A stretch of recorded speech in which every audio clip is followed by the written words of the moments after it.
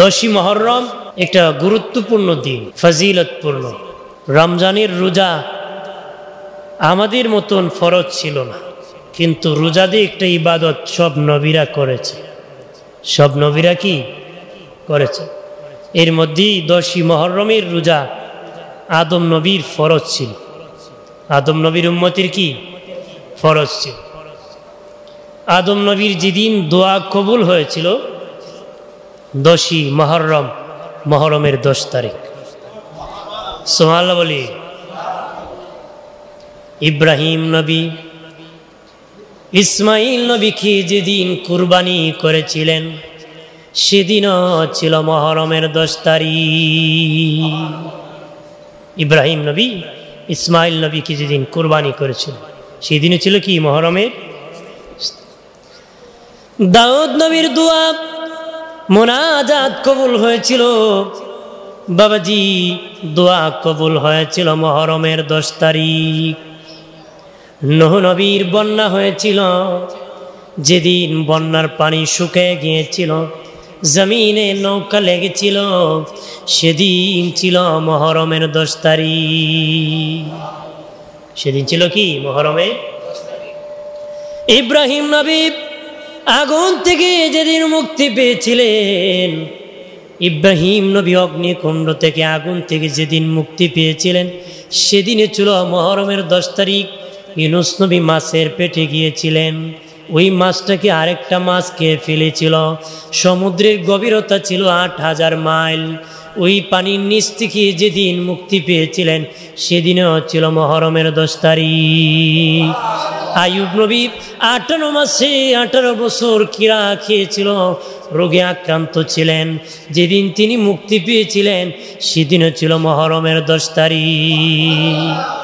ইব্রাহিম মুসা নবী ফেরাউনের কাছ থেকে মুক্তি পেয়েছিলেন, ফেরাউনকে আল্লাহ ধ্বংস করেছিলেন, মুক্তি পেয়েছিলেন যেদিন সেদিনও ছিল মুহররমের 10 তারিখ। আল্লাহ আসমান থেকে প্রথম যেদিন রহমতের বৃষ্টি নাজিল করেছিলেন মুহররমের 10 তারিখ।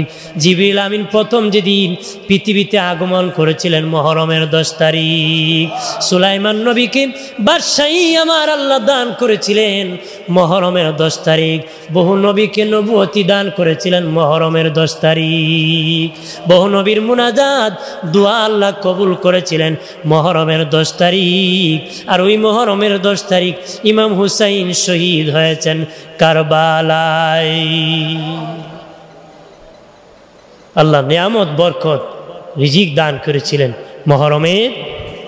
ভাইরা আমার, আসমান বানাইছে আল্লাহ মুহররমের 10 তারিখ, আরশ বানাইছে মুহররমের 10 তারিখ, কুরসি বানাইছে মুহররমের 10 তারিখ, জান্নাত বানাইছে, জাহান্নাম বানাইছে, বাবাজি লৌহ কলম বানাইছে মুহররমের 10 তারিখ, পাহাড় বানাইছে মুহররমের 10 তারিখ, জমিন বানাইছে মুহররমের 10 তারিখ। এক কথায় চোখে যা দেখি না দেখি যা কিছু আছে সব আমার আল্লাহ বানাইছে মুহররমের 10 তারিখ। আবার যেদিন কিয়ামত হবে, আমার আল্লাহ যেদিন পৃথিবী ধ্বংস করবেন সেদিনও হবে মুহররমের 10 তারিখ। যেদিন পৃথিবী ধ্বংস হবে, কিয়ামত হবে, ওই দিনটা হবে মুহররমের 10 তারিখ। মুহররমের 10 তারিখ আল্লাহ পৃথিবীটা কিয়ামত করবেন। আসমান ভেঙ্গে পড়ে যাবে, সূর্য 2 ভাগ হয়ে পড়ে যাবে, চন্দ্র 2 ভাগ হয়ে পড়ে যাবে, তারকাগুলো বিক্ষিপ্ত হয়ে পৃথিবীতে পড়ে যাবে, মাটি পাটল দিবে, মাটি উপরে নিচের মাটি নিচে যাবে, উপরে মাটি নিচে যাবে, নিচের মাটি উপরে উঠবে, দুনিয়া কম্পন হবে, পাহাড় তুলার মতন উড়ে যাবে। ইয়া আল্লাহ পৃথিবীটা মুহররমের 10 তারিখ আবার ধ্বংস করে দিবে। মুহররমের 10 তারিখ কি ভাইরা আমার খেয়াল করেন, ভালোভাবে আহলে বায়াতকে ভালোবাসতে হবে, জীবনের চেয়ে ভালোবাসতে হবে। নবী বলেন, আমি তোদের জন্য 2টো জিনিস শিখে গেলাম, একটা হলো কোরআন, আরেকটা হলো আমার আহলে বায়াত। তোমরা যদি আমার কোরআন আর আহলে বায়াতকে ধরে রাখতে পারো রে, তোমরা প্রদভষ্ট হবা না রে, তোমরা জান্নাতি হয়ে যাবা। আমার আহলে বায়াত নূহ নবীর নৌকার মতো, নূহ নবীর নৌকায় যারা উঠেছিল প্রাণে বেঁচে গিয়েছিল রে, আমার আহলে বায়াতের নৌকায় যারা উঠে যাবে তারা প্রাণে বেঁচে জান্নাতি হয়ে যাবে। নানা নাতির কত প্রেমের সম্পর্ক। নবী বলেন আমার নাতি হাসান হুসাইন জান্নাতের যুবকদের সর্দার হবে, আমার নাতি হাসান হুসাইন জান্নাতি যুবকদের সর্দার হবে। দুইজন জান্নাতি যুবকদের সর্দার, আর হযরত আবু বকর ওমর ইবনুল খাত্তাব দুজন মুরব্বীদের সর্দার হবে।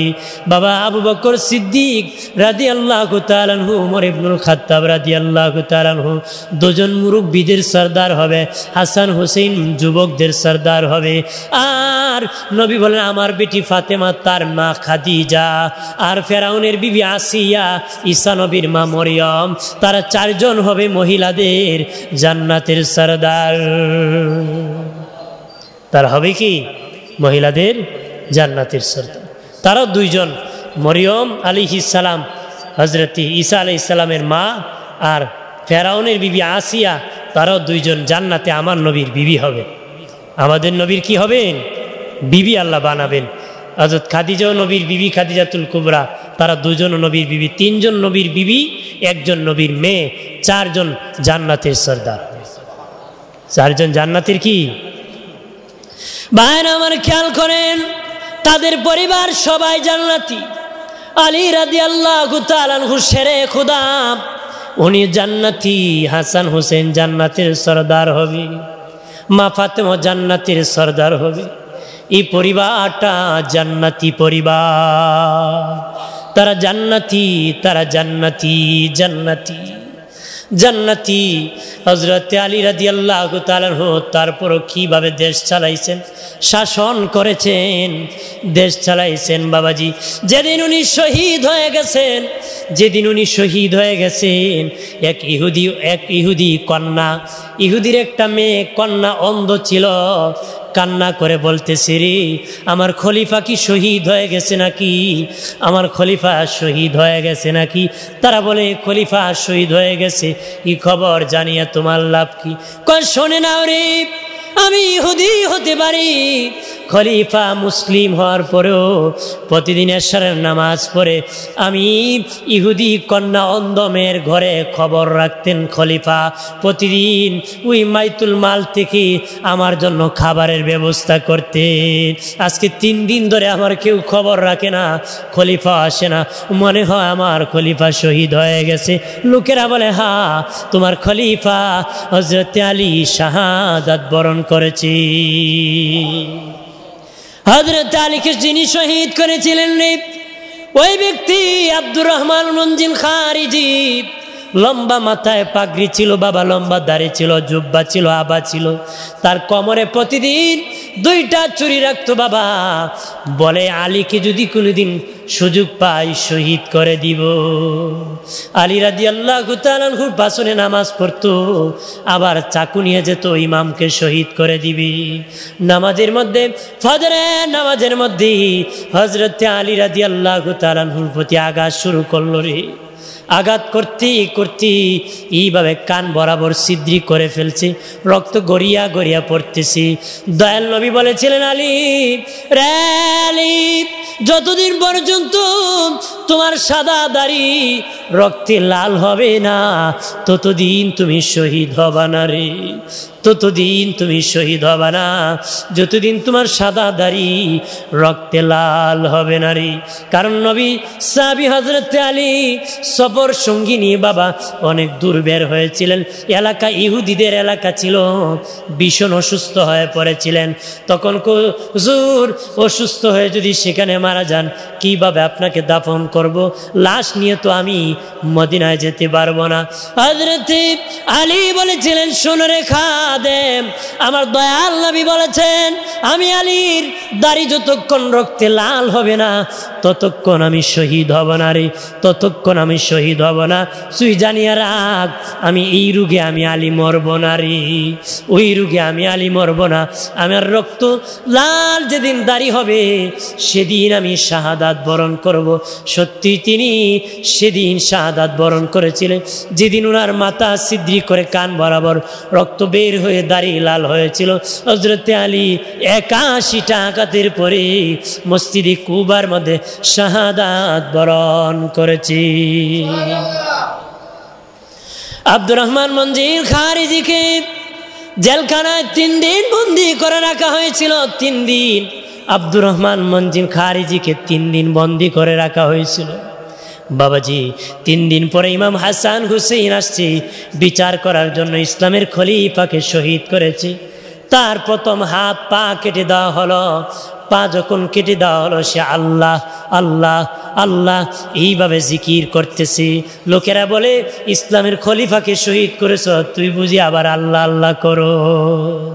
তারপরে হাত কেটে দেওয়া হয়েছে, আবারও আল্লাহ আল্লাহ বলে 2টা চক্ষু খুলে ফেলে দেওয়া হলো।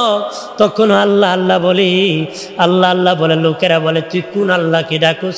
ইসলামের খলিফাকে শহীদ করে দিয়েছ, আবার আল্লাহ আল্লাহ বলস। সে আমি কোনো খলিফা কোনো মুসলমানকে শহীদ করি নাই, আমি তো কাফেরকে শহীদ করেছি, কাফিরকে হত্যা করেছি। সে বলে শহীদের কথা বলে না, আমি তো একজন কাফেরকে হত্যা করেছি, আমি কোনো খলিফাকে শহীদ করি নাই। নাউজুবিল্লাহ বলি, জোরে বলি। খারিজিরা কেউ মুসলমান মনে করে না, খারিজিরা মুসলমান মনে করে না, ওরা খারিজি, ওরা প্রদ্ভষ্ট বেঈমান মুনাফিক। কথা বলেন ঠিক কিনা?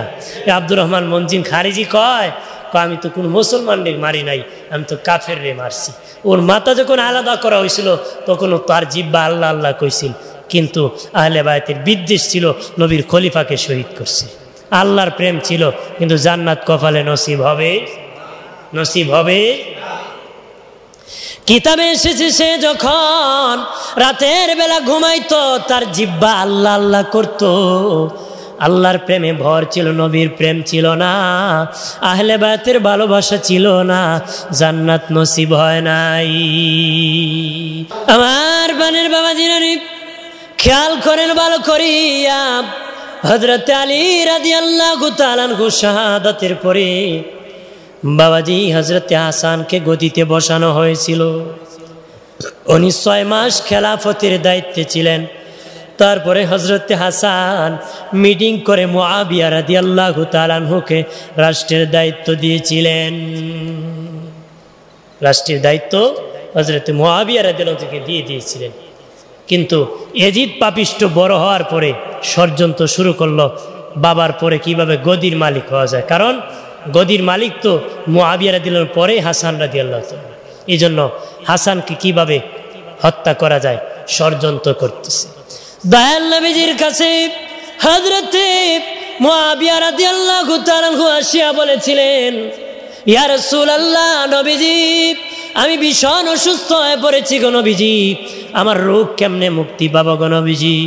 নবী বলেন, মুআবিয়া রে, তুমি একটা বিয়ে করতে হবে, বিয়ের দ্বারা তোমার রোগ শিফা হয়ে যাবে।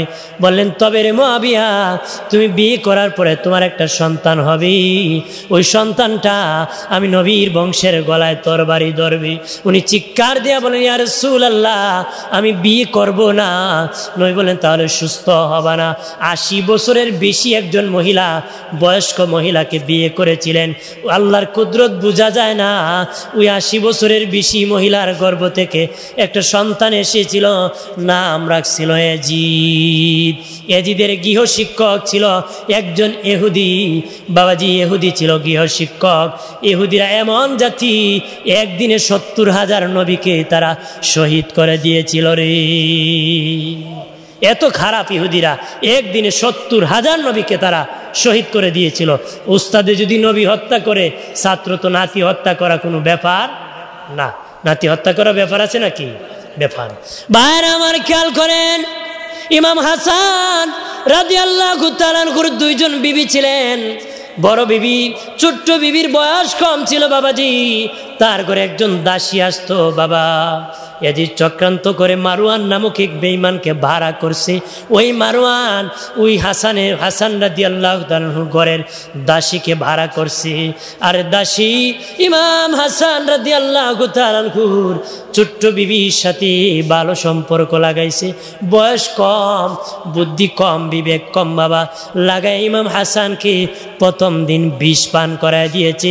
উনি রসুলের রওজা শরীফ যাইয়া, দয়াল নবী ডাক্তারে ডাক্তার, কবিরাজের কবিরাজ, নবী হাত বুলে দিছে, চিকিৎসা দিয়েছে, ইমাম হাসান ভালো হয়ে গেছে। দ্বিতীয় দিন আবার এইভাবে পানি পান করতে যাইয়া বিষ পান করেছেন, আবার দয়াল নবী চিকিৎসা দিয়েছেন, ভালো হয়ে গেছেন। তৃতীয় দিন কাজ গরম করে বাবা, কাজকে গুঁড়া করে পানির সাথে মিশ্রিত করে বাবাজি বিষ পান করায় দিয়েছি। খামার তো ইমাম হাসানের রক্ত বমি শুরু হয়ে গেছে, আর রসুলের রওজায় যেতে পারেন নাই, সেখানে গড়াগড়ি শুরু করে দিয়েছে। ভাই উনার সন্তান কাসেমকে ডেকে বললেন, বাবা কাসেম রে, আমার ভাই হুসেন কই, তাড়াতাড়ি ডাক দাও, আমার ভাইয়ের সাথে আমার কথা আছে রে। কাসেম যায় দেখে রসুলের রওজার পাশে ইমাম হুসেন দোয়া করতেছে, যায় কো চাচু আব্বার অবস্থা ভালো না, তাড়াতাড়ি চলেন আমার বাবার কাছে। ইমাম হুসেন হাসানের কাছে আসছেন, গলা জড়ায় কান্নায় ভেঙ্গে পড়ে গেলেন, বলেন ভাই রে, এমন দারুণ বিষ রে ভাই খাওয়াইছে আমারে, বিষেরও চুটেতে ভাইরে কলিজা ছিঁড়ে যায়, ও ভাই হুসেন রে ডাকিতেছি নানাজি আমায়, ও ভাই রে আল্লাহ যেদিন নানার পাপী উম্মত দিবেন দুজকেতে, তাদের মাফ করাবো গুনাহ তাদের মুদের শহীদের বরকতে, ও ভাই হুসেন রে ডাকিতেছি নানাজি আমার, ও ভাই রে সে সালাম দিয়া আমি বিদায় হয়ে যাই, ওই সালামের জবাব যেন বাইরে, ওই সালামের জবাব যেন বাইরে কাল হাসরের দিন পাই, ও ভাই হুসেন রে ডাকিতেছি নানাজি আমার। আরে ভাই আমার ছেলে কাসেম যেদিন বড় হবে, তোমার মেয়ে সখিনা যেদিন বড় হবে, আমার বেটা কাসেম রে তুমি জামাই বানায়ো। বলতে বলতে ইমাম হুসেন বললেন, হাসান বলেন, ভাই হুসেন রে মদিনা শত্রুর অভাব নাই, দুশ্মনের অভাব নয়, সাবধান, দুই ভাই জোরের কবুতরের মতন ছিলাম রে, আমাকেও মেরে ফেলেছে, তোমাকেও মেরে ফেলবে, সাবধান। জি মদিনা আমার নানার জন্য নিরাপদ ছিল, আজকে আমাদের জন্য নিরাপদ হয়ে গেল রে। এই বলে ইমাম হাসান শহীদ হয়ে গেলেন। মদিনায় জান্নাতুল বাকিতে মা ফাতেমার পাশে রওজা দেওয়া হয়। আল্লাহু আকবার বলে। এরপরে বানের বাবাজি এইদিকে আমির মুআবিয়া রাদিয়াল্লাহু তাআলা খুব সুস্থ হতে লাগলেন। বাবাজি ইতিহাস বর্ণনার মধ্যে বাবাজি কেউ বেশি লেখছে, কেউ কম লেখছে, কেউ রং দিছে, কেউ কাটছাট করছে, কিন্তু আহলে সুন্নাত ওয়াল জামাতের যে ইতিহাস নির্ভরযোগ্য আমরা গ্রহণ করি, এই ইতিহাসের মধ্যে বাড়াবাড়িও নাই, সারাসারিও নাই। বাবাজি কেউ বাড়াবাড়ি করে মুআবিয়া রাদিয়াল্লাহু তাআলা আনহুকে ইতিহাসে দোষী সাব্যস্ত করতে চেয়েছে, কেউ সারাসারি করে ইয়াজিদকে ভালো মানুষ বানাইতে চেয়েছে। আমরা বাবাজি বাড়াবাড়ি তো নাই, সারাসারি তো নাই। ইয়াজিদ কোনোদিন ভালো হতে পারে না, সাহাবী কোনোদিন দোষী হতে পারে না, বাবা সন্তানের দোষে বাবা কোনোদিন দোষী হতে পারে না রে। হতে পারে যেন আহলে সুন্নাত ইমাম বুখারীর মতন ব্যক্তি ওনাকে সাহাবী বলেছেন, ইয়াজিদকে পাপিষ্ট বেঈমান প্রভ্রষ্ট বলেছেন। কথা বলেন ঠিক কিনা? ইয়াজিদের সাথে প্রেম চলতে পারে, এটা আমার সব জায়গার কথা, যে ইয়াজিদের সাথে কোনো প্রেম চলতে পারে না। ইয়াজিদ প্রেমিকের পিছনে নামাজ পড়লে নামাজ হবে, কারণ এর ইমান নাই। ইমান নাই, ইমামের নামাজ পড়ে কোনো লাভ, কথা কয় লাভ আছে? ভাইরা আমার খেয়াল করেন, শেষের দিকে বাবাজি ইমাম হুসাইন রাদিয়াল্লাহু তাআলা আনহু একা, ও বাবাজি দিকে মুআবিয়া রাদিয়াল্লাহু তাআলা আনহু অসুস্থ হয়ে পড়েছেন। অসুস্থ হয়ে পড়ে চিঠি লেখছেন ইমাম হুসাইন রাদিয়াল্লাহু তাআলা আনহুর কাছে যে তোমার ভাই হাসানের সাথে আমার চুক্তি ছিল, আমি ইন্তিকালের পরে তোমার ভাই গদির মালিক, তোমার ভাই না থাকলে তুমি হুসাইন গদির মালিক। এবার তোমার ভাই নাই, আমি অসুস্থ হয়ে পড়েছি, তাড়াতাড়ি কুফা আসো, তোমাকে গদি বুঝিয়ে দিব, রাষ্ট্রের দায়িত্ব বুঝাইয়া দিব। কিন্তু ইয়াজিদ এই চিঠিখানা মদিনায় পৌঁছতে দেয় নাই। তার বাবা মুআবিয়াকে বন্দি করে, কেউ বলেছেন হত্যা করেছে অথবা ইন্তিকালের পরে গোপন করেছে, গোপনে দাফন করছে, কাউকে খবর দেয় নাই। বলেছে আমার বাবা অসুস্থ, দেশ চালাইতে আমাকে বলছে। মূলত বাবা ইন্তিকাল হয়ে দাফন হয়ে গেছে, দেশ চালাইতে। জি, ক্ষমতা তার হাতে নিয়ে গেছে, বাহিনী কবজায় নিয়ে কয় আমার বাবা খেলাফত দিয়েছে, আমার বাবা ইন্তিকাল হয়েছে, আমি এখন খলিফা, তোমরা বায়াত গ্রহণ করো। নাউজুবিল্লাহ কর না, জোরে ক। ইমাম হুসেন কি মাথা নত করবেন নাকি? জোরে কোন করবে? বাইরে আমার খেয়াল করেন ভালো করে, ইয়াজিদ বায়াত নেওয়ার জন্য ইমাম হুসেন রাদিয়াল্লাহু তাআলা আনহুর কাছে চিঠি লেখছে মদিনায়। বাবা 5 জন, বিশেষ করে 5 জনকে বায়াত নেওয়ার জন্য, তারপরে 3 জন, এরপরে একজন ইমাম হুসেনকে বেশি জোর প্রয়োগ করছে বায়াত নেওয়ার জন্য। আব্দুল্লাহ ইবনে উমর, আব্দুল্লাহ ইবনে জুবায়ের, আবু বকর সিদ্দিক রাদিয়াল্লাহু তাআলা আনহুর সন্তানকে এইরকমভাবে আরও একজনকে বাবা চাপ প্রয়োগ করেছে বায়াত নেওয়ার জন্য। আব্বা ইবনে আব্বাসকেও চাপ প্রয়োগ করা হলো বায়াত নেওয়ার জন্য।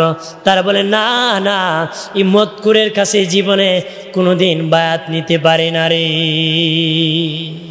মতকুরের কাছে বায়াত নিতে পারি। একটা মতকুর ছিল, কি ছিল? ইয়াজিদ তো পাপিষ্ঠ। বাবাজি খেয়াল করেন ভালো করিয়া, ইয়াজিদ তো পাপিষ্ঠ বাবা। তা উবাইদুল্লাহ ইবনে জিয়াদের সাথে তার সম্পর্ক ছিল। উবাইদুল্লাহ ইবনে জিয়াদ হারামজাদা ছিল বাবা, যার বাবা ঠিক না, জন্মের ঠিক না। ওই উবাইদুল্লাহ ইবনে জিয়াদের একটা বোন ছিল বিশ্ব সুন্দরী ওই সময়। ওই ইয়াজিদের তার সাথে নারীর লোভী ছিল ইয়াজিদ, ওই নারীকে তার পছন্দ ছিল। তখন উবাইদুল্লাহ ইবনে জিয়াদকে বলল তোমার বোনকে আমি বিয়ে করব। সে বলল 3টা কাজ যদি তুমি করতে পারো তাহলে আমার বোনকে তোমার কাছে বিয়ে দিব। 3টা কাজ কি? কয় কাবা ঘরে আগুন দিবা, মসজিদ নববীর মধ্যে আক্রমণ করবা, আর ইমাম হুসেইনকে মাথা আলাদা করবা। নাউজুবিল্লাহ বলেন না, আর জোরে বলি। ঠিক এই নারী লোভী ইয়াজিদ ওই উবাইদুল্লাহ ইবনে জিয়াদের বোন ওই হারামজাদিকে পাওয়ার জন্য আল্লাহর কাবা ঘরে আগুন দিয়েছিল। নাউজুবিল্লাহ বলেন না। আর আমার নবীর মসজিদে নববী, জান্নাতের টুকরা মসজিদ, জান্নাতের টুকরা নবী শুয়ে আছে। নবী কইছে আমার মসজিদ, আমার হুজরা আর আমার মিম্বর, সেই জায়গা মধ্যখানে জান্নাতের টুকরা, রওজাতুম মিন রিয়াজিল জান্নাহ, এই জায়গা জান্নাত। এই জায়গার মধ্যে জিদ আক্রমণ করেছে। 3 দিন পর্যন্ত আমার নবীর মসজিদে আজান বন্ধ ছিল, একামত বন্ধ ছিল। নবীর মসজিদের মধ্যে গাদা বাঁধছে, ঘোড়া বাঁধছে, গাদা ঘোড়া লেদাইছে, সেনাইছে নবীর মসজিদের মধ্যে। আজান বন্ধ আছিল। নবীর একজন অন্ধ সাহাবী বলেন আমি জানতাম না আমার দয়াল নবীর মসজিদের মধ্যে জুলুম, মদিনায় জুলুম, আমি জানতাম না রে, আমি জানতাম না। আমি চলে গিয়েছিলাম নবীর রওজায়, যে দেখি সেখানের মধ্যে আজানও হয় না, জামাতও হয় না, কিন্তু আমি অন্ধ সাহাবী 5 ওয়াক্ত আজান শুনেছি, জামাতে নামাজ পড়েছি, নবীর রওজা থেকে আজানের আওয়াজ শুনেছি, একামতের আওয়াজ শুনেছি, জামাত শুনেছি, আমি নবীর পাশনে জামাতে নামাজ পড়ছি। আরেকটা হলো ইমাম হুসেইনকে মাথা আলাদা করে দিবে, ঠিকই ওই কাজই করছে, ইমাম হুসেইনের মাথা আলাদা করছে। ইমাম ইবনে কাসির রহমতুল্লাহ আলাইহি বাবাজি ওনার কিতাবের মধ্যে বর্ণনা করেছেন ইমাম হুসাইন রাদিয়াল্লাহু তাআলা আনহুর মাথা আলাদা করে বাবা ওনার গায়ের জুব্বাগুলা টানিয়া টানিয়া খুলে নিছে। জুব্বাগুলো খুলে নিয়ে উলঙ্গ করে ফেলেছে। ইমাম ইবনে কাসির বলেন সিরিয়াল ধরে 70টা উঠে ঘোড়া রেখেছিল, 70টা ঘোড়া দাঁড় করায় রাখছে, ইমাম হুসেনের উপর দিয়া দৌড়ায় নিবে। আপনারা জানেন জেহাদের যুদ্ধের ঘোড়ার পায়ের মধ্যে বাবা আলাদা ফিট করা হতো, ওই লোহার মতন ফিট করা থাকতরি। এরকম 70টা উট দলে দলে কাতারে দাঁড় করে রাখছি, ইমাম হুসেনের উপর দিয়া হাঁটে হাঁটে নিবে। নির্যাতনের একটা শেষ আছে, জুলুমের একটা সীমাবদ্ধতা আছে। ইমাম হুসেনের মাথা কেটে দিয়েছি, কাপড় খুলে নিয়ে ইমাম ইবনে কাসির বলেন জুব্বাটা খুলে নিয়ে গিয়েছে। এরপরে ঘোড়া দৌড়াইছে, ওনার গুস্তগুলা তোলার মতন উড়ে গেছে। আর ইমাম পরিবারের কাপড় নিয়ে টানাটানি করেছে, ইমাম পরিবারের কাপড় নিয়ে টানাটানি করেছে। ইয়াজিদ বাহিনী যারা মরে গিয়েছিল পরের দিন ফজরের পরে তাদেরকে কবরে রেখে দিয়েছে, কিন্তু 3 দিন পর্যন্ত আমার নবীর আওলাদ কারবালার প্রান্তরে পড়ে রয়েছে, কেউ দাফন করে নাই। 3 দিন পরে পাশের গ্রামের আমিয়া গ্রামের মানুষ এসেছে দাফন করার জন্য। তারা চিনতেছে না কোনটা হুসাইনের লাশ, এমন ভাবে বিকৃত করেছে, কোনটা চিনতেছে না আলী আকবরের লাশ, ইমাম কাসিমের লাশ, ওয়াহাব জহুরের লাশ, কোনটা কার লাশ চিনতে পারতেছে না। এবার ঘোড়া দৌড়াইয়া একটা যুবক আসিয়া বলে আমি গ্রামের মানুষ, তোমরা চিনো না কার কোনটা লাশ? আমি বলে দিই এটা হুসাইনের লাশ, এটা আলী আকবরের লাশ, এটা আব্বাসের লাশ, এটা ইমাম কাসিমের লাশ। এইভাবে লাশের পরিচয় দিতেছে। তারা বলে যুবক রে, ও যুবক আমরা চিনি না, তুমি কোথা থেকে ঘোড়া দৌড়ায় আসিয়া বলতেছো রে তোমার পরিচয় কি? তখন যুবক ডেকে বলে শুনে নাও, আমরা বাহাদুরি দেখাই নাই, যদি দেখাইতাম একটাও কারবালার থেকে যেতে পারতো না। তোমরা শুনেছ ইমাম জয়নুল আবেদিন ইয়াজিদের জেলখানায় বন্দী আছে, আমি সেই জয়নুল আবেদিন ঘোড়া দৌড়ায়া কারবালায় হাজির হয়েছি। যাও, যে জয়নুল আবেদিন জেলখানায় আছে এখনো ওই জয়নুল আবেদিন হাজির হয়েছে। ইমাম জয়নুল আবেদিন হলেন কারবালার ইতিহাসের সাক্ষী, বাস্তব সাক্ষী। ওনার সামনে ওনার ভাইকে শহীদ করা হয়েছে, ওনার চাচাকে শহীদ করা হয়েছে, ওনার বাবাকে শহীদ করা হয়েছে। ইমাম জয়নুল আবেদিন বলেন হে পৃথিবীর মানুষ শুনে নাও, আমি বেঁচে যাওয়া কারবালার এক সাক্ষী, আমি ইমাম জয়নুল আবেদিন। আমি উম্মে কুলসুমের পায়ের মধ্যে মাথা রাখিয়া শুয়েছিলাম রে।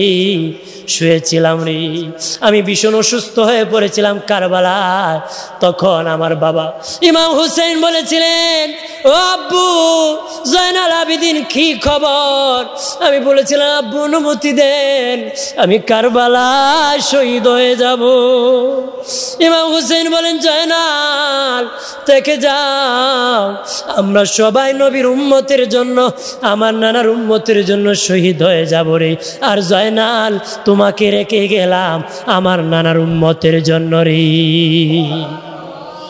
আর জোরে বলি রে জয়নুল আবেদিন তোমাকে রেখে গেলাম আমার নানার উম্মতের জন্য, আমার নানার বংশ তুমি যদি মরে যাও শহীদ হয়ে যাও, আমার নানার বংশ থাকবে না, তোমাকে রেখে গেলাম। ইমাম জয়নুল আবেদিন বলেন ও আব্বা আমাকে অনুমতি দেন। কয় না না, তবে রে জয়নাল শোনে নাও, আমাদেরকে যে কারবালায় শহীদ করা হইবে, শহীদ করা হয়েছে, আমাকেও শহীদ করা হবে। কোনোদিন দুনিয়ার কোনো বাদশার দরবারে বিচার দিও না রে, দুনিয়ার কোনো বাদশার দরবারে বিচার দিও না, দুনিয়া যেন কোনো বিচার না হয়, দুনিয়ার কোনো বাদশার দরবারে বিচার দিও না। যদি কোনো দিন আমার নানার রোজায় তুমি যেতে পারো, আমাদেরকে এইভাবে নির্মমভাবে কারবালায় আনিয়া আটকাইয়া আমাদেরকে যে শহীদ করা হয়েছে তুমি একটু আমার নানার কাছে বলে দিও। ঠিকই সত্যি ইমাম জয়নাল আবেদিন যেদিন মদিনায় গিয়েছিলেন, রসুলের রওজায় প্রথম গিয়ে বিনা বিনা কাঁদিয়া কারবালা যে শহীদ হয়েছিল তার চাচ্চু, তার বাবা, তার ভাই নবীর কাছে এসে বর্ণনা করেছে। নবীর রওজা তরতর করে কেঁপেছে। ঘটনা শুনিয়া মদিনার মানুষ হাউমাউ করে কান্নাকাটি করছে। ইমাম জয়নুল আবেদিন জীবনে কোনোদিন হাসি দেন নাই, যতদিন বেঁচে গিয়েছেন উনি জীবনে কোনোদিন হাসেন নাই। ওনার ছেলেরা মেয়েরা বলেছিল, বাবা, মানুষের বাবা মাঝে মধ্যে হাসে মাঝে মধ্যে কাঁদে, তুমি কেন গো জীবনে কোনোদিন হাসো নাই? ইমাম জয়নুল আবেদিন বলেছিলেন, আব্বারা রে, একবার বলেছ আর জীবনে বলিও না। আমার সামনে আমার বাবার মাথাটাকে আলাদা করা হয়েছে, কাপড় খুলি আমার বাবার দেহের উপর ঘোড়া দৌড়াইছে, আমার বাবার মাথা খেয়ে বল্লমের ভিতর ঢুকাইয়া শহর প্রদর্শন করছে। আলী আকবরের হাত কেটে দিছে, পা কেটে দিছে, জিহ্বা কেটে দিছে, মুখ কেটে দিছে, গলার থেকে আলাদা করে দিছে। আমার সামনে আমার ভাই আলী আসগর খেয়ে পানির জন্য বুকের মধ্যে ছিদ্রি করে দিয়েছে, তীর মেরে দিয়েছে। রক্ত দিয়ে আমার বাবার রক্ত দিয়ে, আলী আসগরের রক্ত দিয়ে আমার বাবার জুব্বাটা লাল হয়ে গেছে। কাদিয়া বলে, শুনে নাও, জীবনে বলেছ আর জীবনে বলিও না। আমি ইমাম জয়নাল আবেদিন একদিন হাসবো, যেদিন কিয়ামতের দিন দাঁড়াবো। আমার বাবা দাঁড়াবেন, দয়াল নবী দাঁড়াবেন, আমার নানুরা দাঁড়াবে, নানা দাঁড়াবে, সবাই যেদিন দাঁড়ায় যাবে, আমার দাদারা দাঁড়াবে, দাদু দাঁড়াবে। আমরা যেদিন মিছিল সহকারে আমার নবীর গুনাহগার উম্মতকে সুপারিশ করে জান্নাতে নিয়ে যাব, সেদিন হাসতে হাসতে আমরা জান্নাতে প্রবেশ করব। কিয়ামতের দিন হাসরের ময়দানে শেষ কথা, আমার মা ফাতেমাতুজ জোহরা এক হাতে বিষের পেয়ালা, এক হাতে বাবাজি রক্ত নিয়ে আল্লাহর দরবারে আদালতে মামলা দিবেন। বলবেন, আমার বেটাদের দোষ কি ছিল আল্লাহ, আমি বিচার চাই। আল্লাহ বলবেন, হাবিব, আপনি আপনার মেয়েকে বুঝান।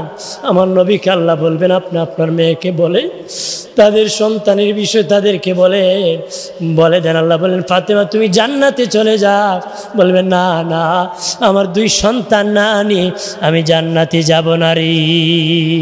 তাদেরকে দেওয়ার পরে বলবেন, না না, আমার নানার উম্মত নিয়ে না নিয়ে জান্নাতে যাব না। এই শহীদের বিনিময় মা ফাতেমা বলছিলেন, বাবা হাসান রে, তোর বাবা আলীর বিয়ের মোহরের টাকা আমি ফাতেমা ক্ষমা করে দিয়েছিলাম আমার বাবার গুনাহগার উম্মতের জন্য রে।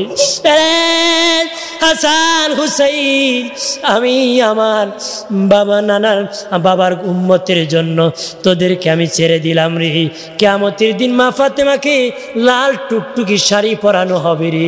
উনি ওনার উটের পিঠে বসিয়া মিছিল সহকারে আমার আল্লাহর জান্নাতে প্রবেশ করবি।